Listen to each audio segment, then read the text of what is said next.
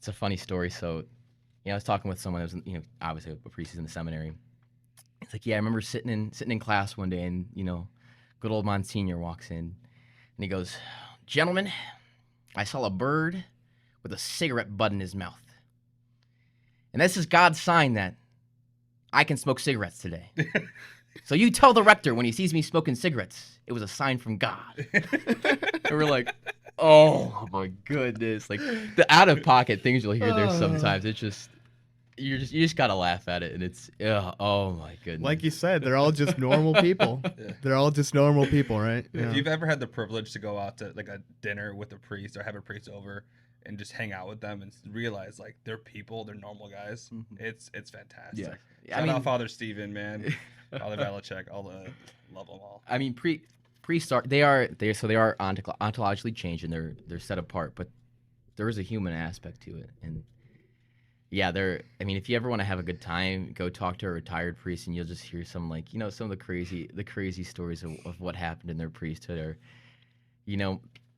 or even talk to a new ordained priest. I remember, Father was talking. I was like, "Hey, man, how was your first week?" And he goes, "So the pastor got sick, and so I had all the weekend masses." And he goes, "Mind you, never been to this church for weekend mass before, and so the mass is pretty universal, but there are particulars. And so I walk in, and I look, and there's 3 chairs, and typically the presider chair is the bigger chair, and you know which one it is." He goes, "They're all the same." He's like, so I'm sitting here, I'm like, I don't know what chair to sit in. He's like, "We're sitting in this chair, and this is it doesn't matter. This is the new presider chair." It's hilarious. They're just like, "Yeah, I'll get there." And the baptism, he's like, "Okay, I gotta find the baptismal font." Yeah, it's just the funny human aspect of it. It's like, okay, it's great, but mm-hmm. Yeah. If you do it with confidence, no one will know that you mess up. Yeah, just gotta. It's like, oh, this priest does stuff differently.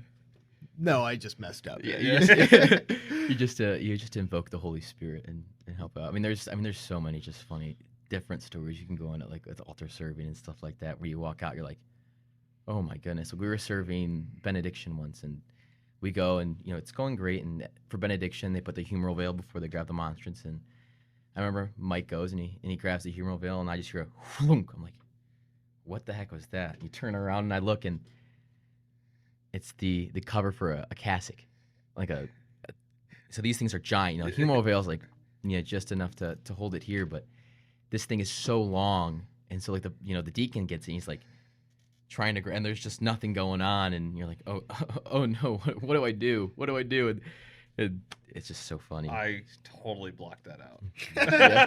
That it's like they cover the where do they put the dead people?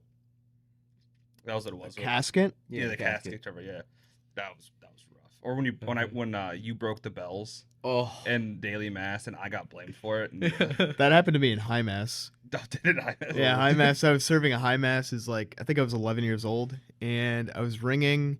And I heard it when the priest first does this, right, above the host and the chalice.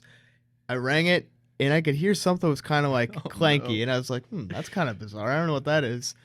And then he lifts up the host during the consecration, and I start ringing, and all of a sudden, every single bell just goes loose. And it was the loudest thing. We're on a marble altar, and it just rings through the church. And I look over at my brother, who I was serving with, and I'm like, I don't know what to do. I was so scared. And the priest looked at him, and he was like, he just nodded, and he was like, "It's okay." And I was like, "Oh, okay, cool." That's so funny. Yeah. I remember. So this happened to me recently, and so it was a Latin mass, and I was like, I'm gonna serve this Latin mass. It's a great opportunity for some union, and the Latin mass is a beautiful mass. And I was like, okay, I'll serve the mass. It can't, I'll just follow along with the altar servers.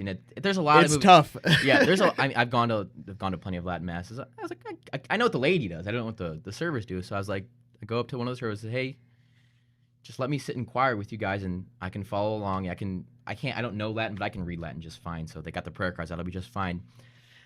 And so I'm sitting there. It's like 3 minutes before mass. We're about to go out there, and the MC of the mass comes up and he goes, hey, just so you know, since you're a seminarian, you won't be sitting with us. You'll be sitting over here in the special seminarian spot. And I'm like, I am not ready for this.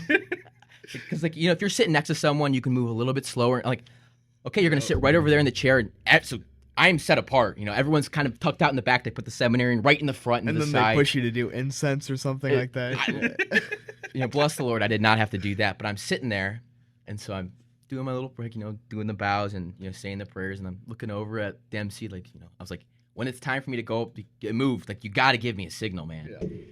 And so, like, the entire time, like, I get, like, a random look. I'm like, we didn't go over this. Like, what's the signal? Like, what?